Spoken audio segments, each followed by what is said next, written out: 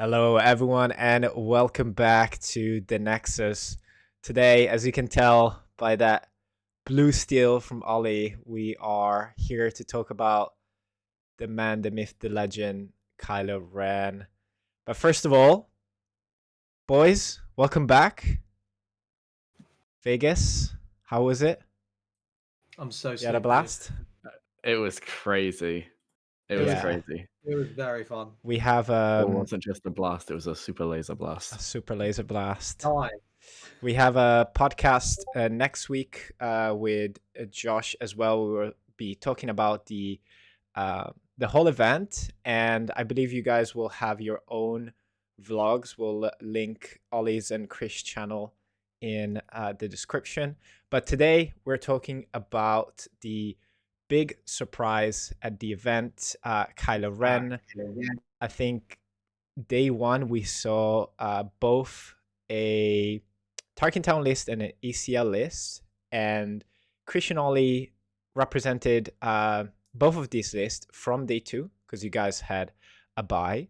So today we want to go through both of the lists. We're going to briefly touch on the amazing performance as well of Ollie, which now is upholding the top 10 meme, as in top 11 in the world. No longer Top 11. we We have the top 10 We're gonna cross. put a big strike through the zero now. 11. Top 11. Yeah. Yeah. 11th place is basically like 560th place, really, when you think about it. So True. If it's true. not top 8, then does it really It's count? nothing. Yeah. exactly. Wasted your day, mate. We But basically did the same thing, except you grinded more side events. Okay, so unironically, I came home with more than Ollie. well, yeah, because of course, you had more time. But we'll talk about that in the vlog. So sorry, not in the vlog, in the podcast next week. So Yeah. don't miss that. Today we're talking about Kylo Ren. We're not done yet. So this is a new leader from Legend of the Force, deploys on 7. And on the leader side, we have an action. Discard a card from your hand. If you discard an upgrade, you draw a card. And on 7, we deploy. We have a 5/5 Sentinel that says, when deployed, play any number of upgrades from your discard pile on this unit. So let's start from the ECL list. Krish, I think as soon as you saw the leader, you wanted to try it. How did you come by this list? Did you make it yourself? And what was the process getting into Galactic with this list? So, brief backstory. At UK Games Expo, we had found out that the weekend before, basically the entirety of Set 5 had been leaked. And so Kylo was just generally a bit sort of out there. And at Games Expo, we kind of heard what Kylo did. We weren't 100% sure, but we vaguely heard this sort of thing about playing with upgrades. Actually, the version we heard was a little bit broken because we thought you could play upgrades onto any unit, not just onto Kylo. So we were like, oh, sick. Top target, legal authority, GG. Thankfully, you cannot do that because that would be pretty broken. But definitely, hearing about this leader and thinking about the combo potential, it was already very exciting. Then they revealed Craving Power, and I was like, right, cool. Well, we have Overwhelming Barrage, except it's permanent and it only hits one thing, but oftentimes Barrage is only hitting one thing. So that's pretty good. So I sort of heard about all this stuff and was like, okay, well, immediately I'm very interested. I started out with Data Vault, actually, on this deck. And I was doing some experimenting with that when the set list dropped. It was probably a day or two. And then I remember speaking to Ollie about, I'll give sort of how I ended up on ECL, and this will sort of tie into how Ollie ended up on Tarkin Town. So I was talking to Ollie about, we were sort of bouncing ideas off each other. Ollie was talking a bit about the yellow version, that was the sort of combo version. That kind of sparked me thinking, okay, well, hold on, combo. We kind of have this hard control shell that already exists in red-blue to kind of get you really long into the late game. And so maybe that's something we can experiment with. And so I was experimenting with 30 HP in red. At this time, I believe Ollie was trying Force red. Or certainly the Botha Network guys were trying Force red around then. This was before I joined Botha Network, yeah. Well, this was entirely as just well. an idea I chucked at you at like 2 a.m. I think. No, literally, this is exactly Left it at me and that. Ollie, like spitballing ideas. Yeah. So Ollie, Because this was even before. I think this might have even been before Kylo was properly revealed. Like it was yes, still in the I think time it that was. we'd heard about it, so I We, couldn't we, test any of this shit. exactly, we were thinking about ideas, and then he was revealed, and then I started testing the red, and I realized, okay, you can probably get like 20 to 25 damage quite reliably, but at the time, Data Vault was everywhere. Everyone online was only testing Data Vault decks, and I was like, this is feeling a little bit rough. Like we can't really get there. I had started putting MIGs in deck and thinking, damn, this is really good. There's something here. And I remember around it must have been early June. One of us mentioned like Tarkin Town to the other. Maybe Ollie saw I'd put MIGs in this and gone, oh, you should try Tarkin Town with that, or some, or like I think you were the one that suggested the Tarkin Town variant. Yeah. maybe one of us had talked about it basically, and then I was like, and as I was about to, I think, go onto that, I started seeing people putting like, because green was the one that everyone was really talking about. I started seeing people putting in Rays into their hero deck to enable Anakin. And then I was thinking, okay, well, if we're putting Rays in, we might as well put some light side upgrades in, because then we're really enabling Anakin. And the idea, and then at that point, I was like, well, we're on Anakin, we want to be on Vader. At this point, we should be on ECL. And so that's when I started pivoting to exploring ECL. And I was still putting time into the red version, but I would say I was like 80% of my time was into the ECL version. I was getting a lot of reps into the top decks. I was feeling very confident in the matchups, and I was trying to sort of experiment with different card choices and see where the weaknesses were. Obviously, being an ECL deck, this deck is weak to aggro. So a lot of the you'll notice from this list that's in front of you that this deck is definitely weak to aggro. But generally, I found that unless you were specifically making main deck concessions to aggro, that was maining Vigilance and maining top target and maining like a lot of space presence as well, in order, because Vader 4 was sort of the real aggro deck that people were worried about. Those would be a real struggle, and I just felt like those matchups. But at the time, we didn't really understand what the match was going to look like. So that's how my list sort of. Yeah, and there was not like a lot of expectations around Vader for sure, but like a lot of people were discounting Sabine because this like super good mid-range decks can battle that's it exactly out. it. So that's exactly yeah, it. So it's a bit more self-control, right? Yes, yeah. So I was testing this a lot, and as the meta was starting to solidify, what we saw was that really mid range was king. All the best decks were operating in the mid range. We're going to point to Han too, but it was basically the red force decks. Like those are the best decks. With an exception, I do think Kylo ECL is up there. Obviously, it does not have the results to show that. I can only go based off my. Do you have a good matchup against Han too? Wow. So this was basically why I wanted to be on Kylo ECL. I had the reps. This deck is advantaged into Han 2, like 100%, because the lines are pretty much like turn 1, it doesn't matter what you do. Turn 2, you ramp. Turn 3 is when you either put in a Tyrantotech or put in a Ray or Traitorous or No Glory. You just remove something on their board. They now only have they have 2 units, which means on your next turn, whatever you ECL in, you are board clearing them. You're also able to deny their Luke on 6, because if they flip their leader, you immediately flip yours, craving power, destroy their Han, and that's usually it. You are so far ahead tempo-wise that it's very, very hard for them to keep up. And especially when on the next turn you can then timely in another drop. So the curve is very, very powerful into Han 2.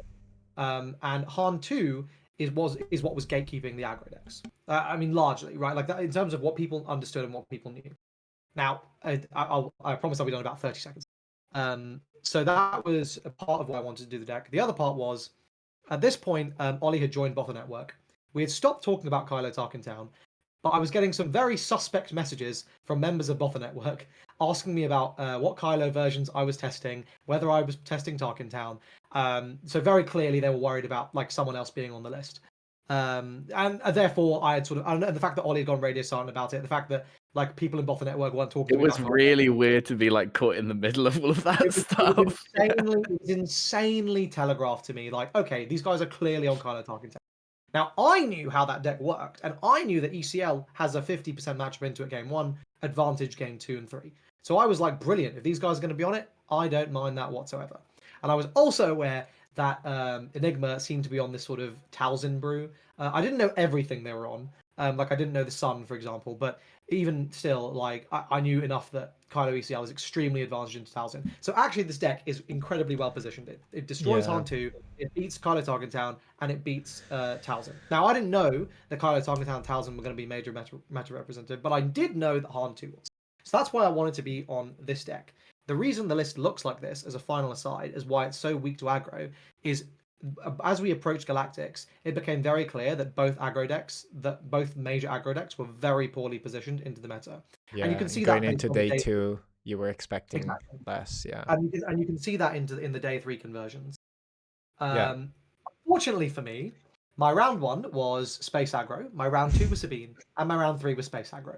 So, despite the fact that that was like 7% or 6% of the meta, I queued into it 3 rounds in a row. What can you do? Sometimes your luck just isn't there. That's why my run burned. But this deck is absolute gas. It's incredibly strong, and with Tarkin Town being everywhere, it is kind of under the radar, which is nice. Yeah, it's interesting. I think someone did very well in day 1, and honestly, like good runs rely also on decent matchups. Obviously, you did take a risk, and at times you have It to did not take a pay off. risk. I have one question: why no snapshot reflex? Too expensive? Yeah. So basically the way this deck works is you're not trying to combo your opponent, you're trying to tempo them. I see. So you are trying to just keep the pressure on.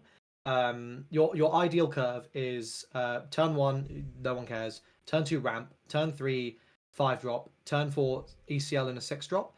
Yeah. Ideally, you play a Ray on 5 because then you can do some really broken things, and they usually don't answer a Ray on 4 resources. But anyway, so you ECL on 6, that usually mostly clears board and it kind of evens the playing field. You've taken a bit of damage. You flip Kylo on 7, and now you're ahead in action, right? You're ahead in action, so you're always having the initiative because you're really efficient. You're taking like 1 action a turn basically, Yeah. whereas they're taking a few. So you're having initiative going into these turns.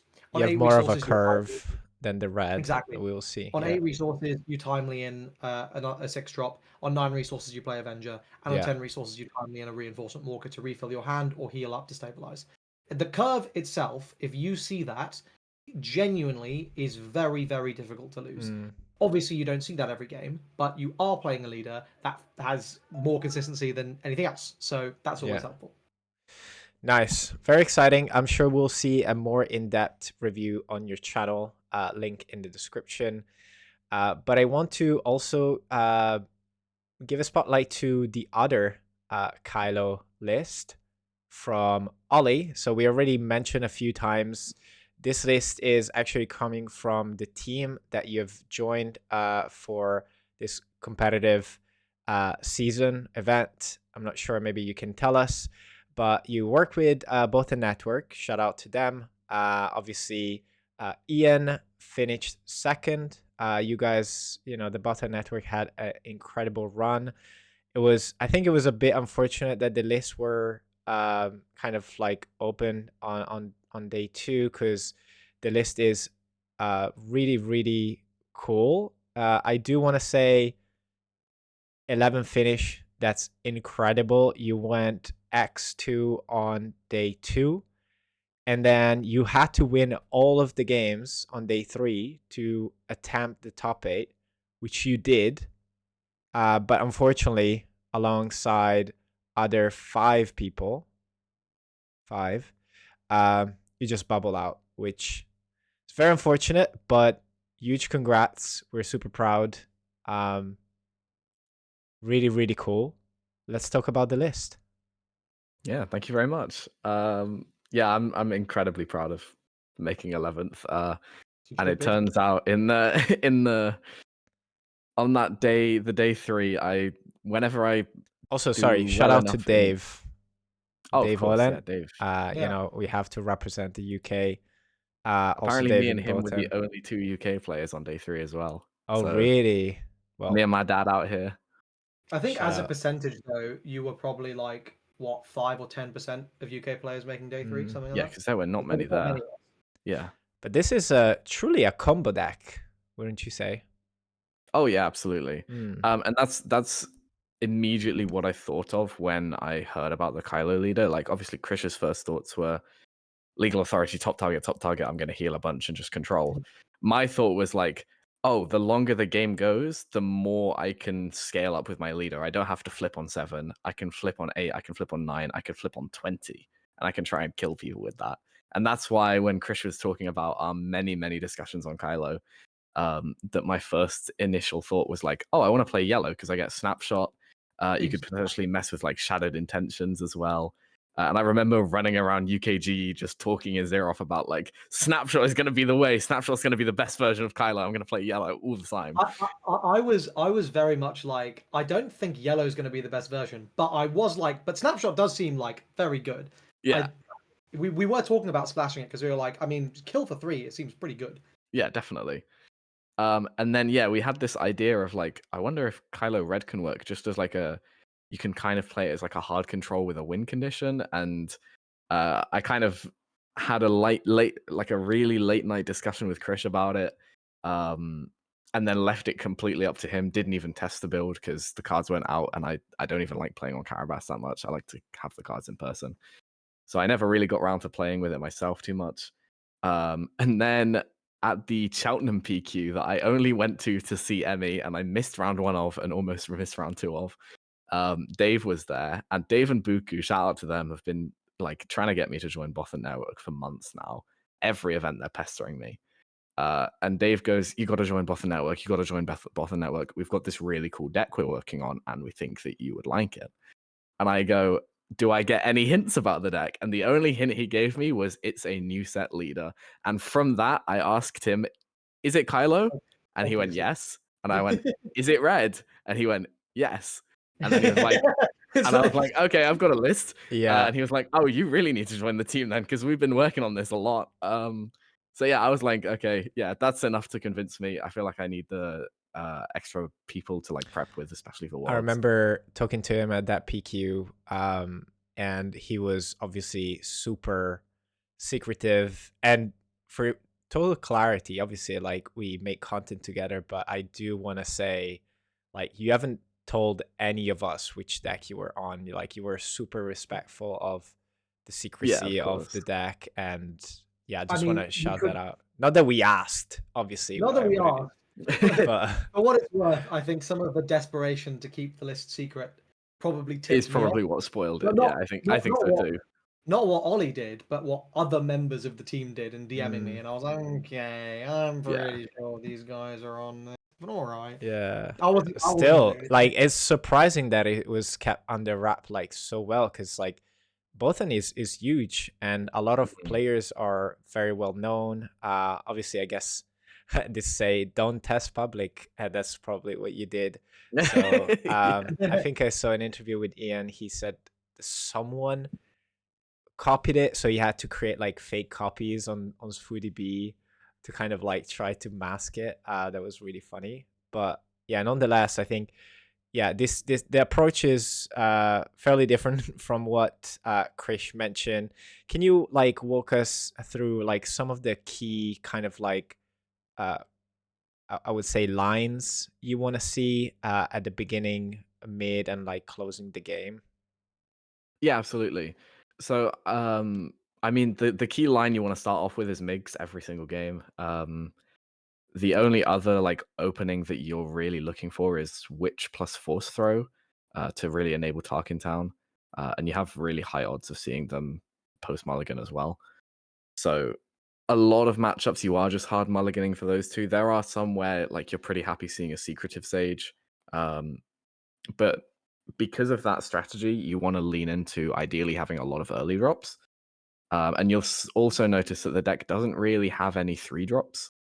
So again, that leans harder into the strategy of like, if you're hard mulliganing every game for these power cards, or nearly every game, you want to then have a high density of 1 and 2 drops that you can play as a backup for like, you don't find the power cards, but you still will have a turn 1 play at least.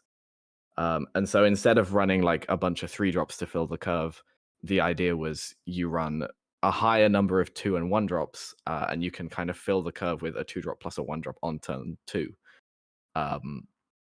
Which makes a lot of sense, especially alongside the Kylo leader, because the most efficient damage output upgrades are your Sith holocrons and your hotshots, and you also want infiltrators in for the flexibility there.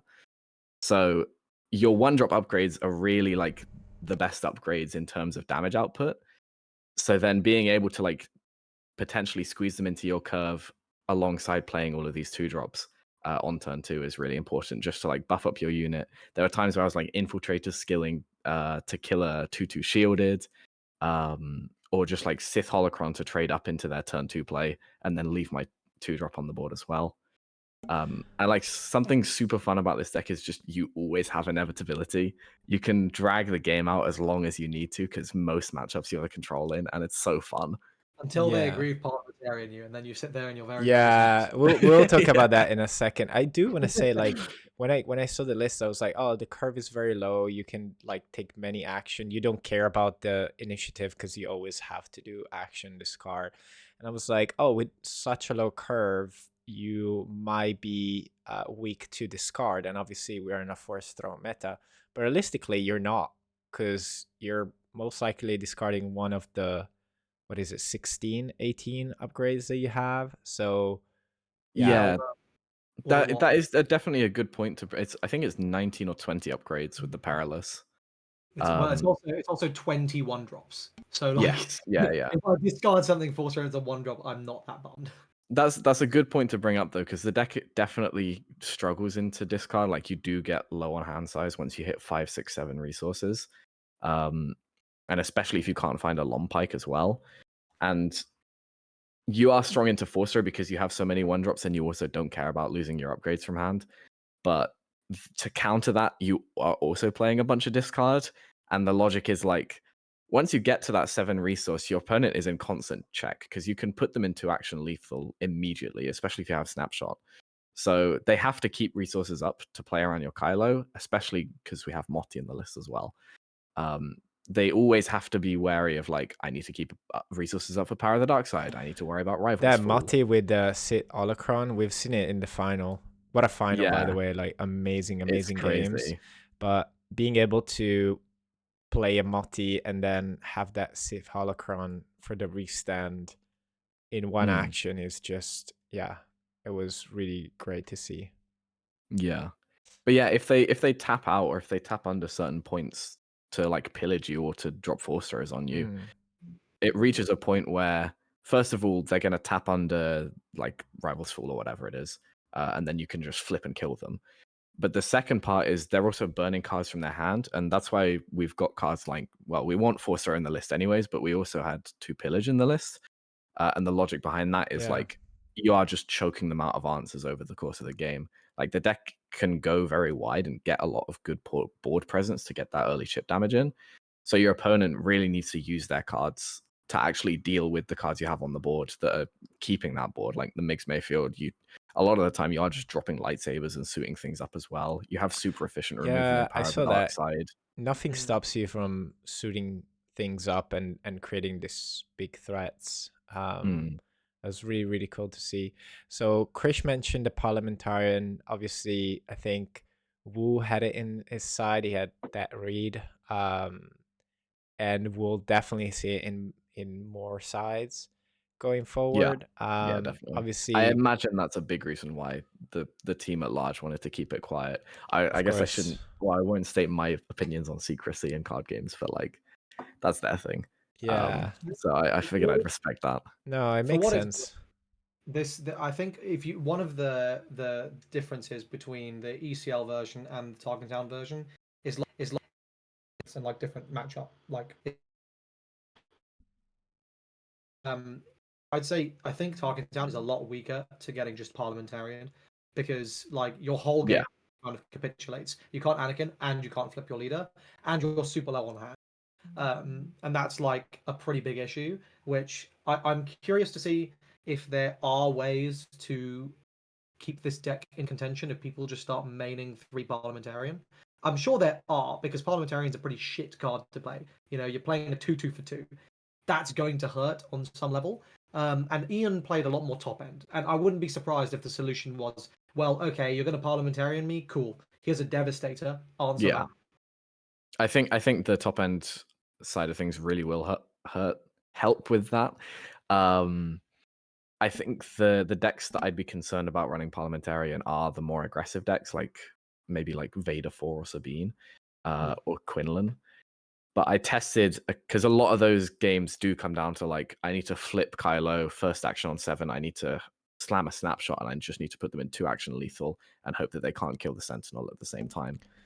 Whereas My like the my appro- Parliamentarian just stops all of that. Rip my Force approach to Lightning off that, the top of your deck in the finals. Just Yeah. rip it off the top to win the game. yeah, I'll probably play the Parliamentarian to a certain degree, but I really think that the real tech is restock.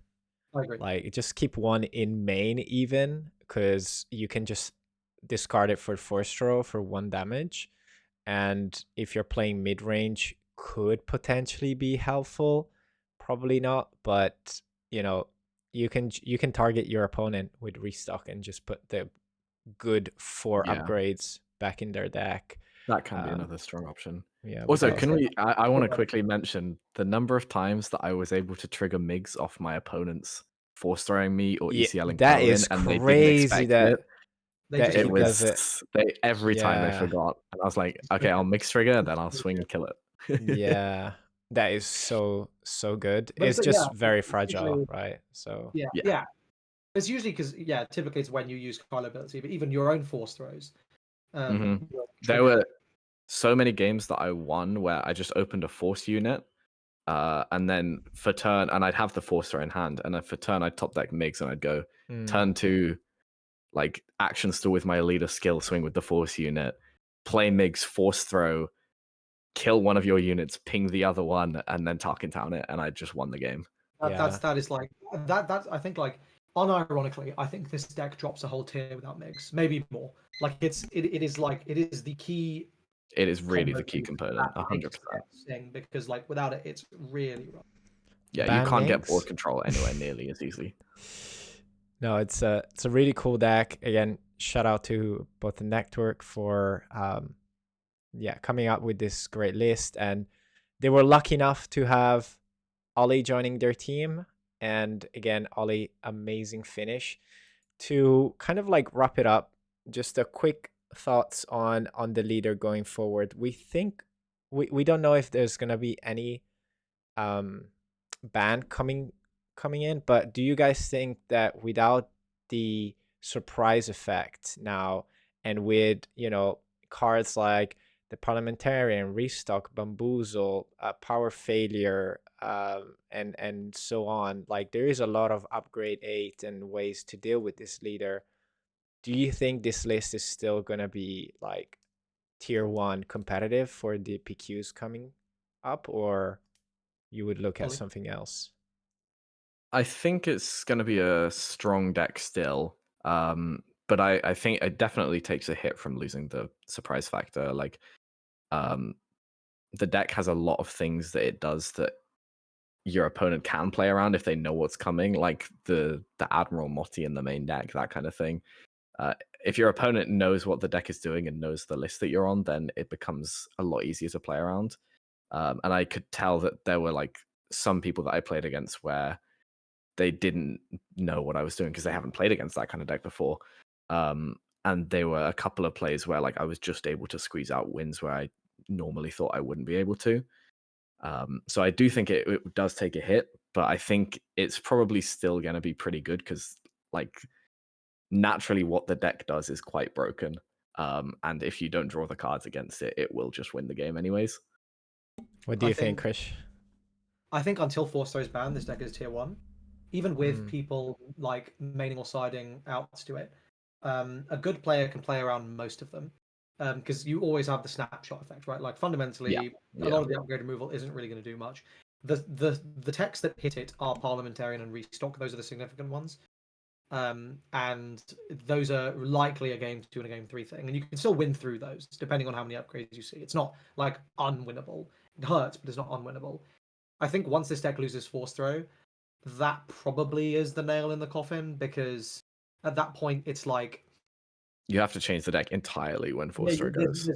I mean, because Force Lightning is great, but it's it's the combination of Force Throw and Force Lightning. You move away from the Force units. you lose access to constructed lightsaber. You lose access to some of the broken stuff you're doing with fallen lightsaber. There are still really powerful things you can do, but I think at the point at which Force Throw goes, I think you look like maybe you look to yellow for the combo variant of this, and maybe there is a better yellow deck in there. I slightly doubt it because Biggs is something else. But the other thing I'll say is once Force Throw goes, the meta shifts with mid range taking a huge hit, and aggro comes back on top. Goes back, yeah. Struggle into aggro with unless you open exactly MIGs, it's very very hard, and without Force Throw, it's even harder. So I think there's like right now, yes, play this deck. Maybe don't spend $40, $60 on a base rarity Anakin. That's what he's going for right now. Yeah, it's going That is like crazy. crazy. I Anakin called and it, by the way. I constructed said lightsaber. You deck did. that wins You did. worlds will have the Anakin in. I want to say that in our prediction Ollie video. yeah. Yeah, in That, our as soon as I prediction started video, like Ollie, actually physically playing with that card, I was like, "This is broken." it's crazy. Well, in the Anakin- ECL list, you can do a 1 for 3. So maybe we play the ECL. Is it like Vader is God's strongest 2 or 3 for 1? Anakin is God's strongest 3, 4, or sometimes 5 for 1. The stuff you can do with that card is disgusting. It's pretty crazy. Oh, on a complete side note, I remembered how I won the game. The first card I played in the game was Lon Pike. I suited it up with Infiltrator skill, and I went for like 4 for 1 with that card because I was just going shield, shield, pop your shield, my guy lives, and just killing everything. It was nuts. That is crazy, to be fair. Yeah, putting infiltrator skills that gives Saboteur. That is crazy. All right, guys. Again, congrats on your runs. Ollie, you're our official top 11 in the world. And let us know in the comment, are you cooking a Kylo Yellow? What are your thoughts on Kylo? Guys, we're almost at 1,000 subs, so please do consider, if you like the video, leave a like, a comment, and a sub. And we will see you on the pod next week, where we'll talk about the Galactic Championship. In the meantime, go check out Ollie, BigONotation, and Krish IBO Academy channels in the description, and we'll see you next time.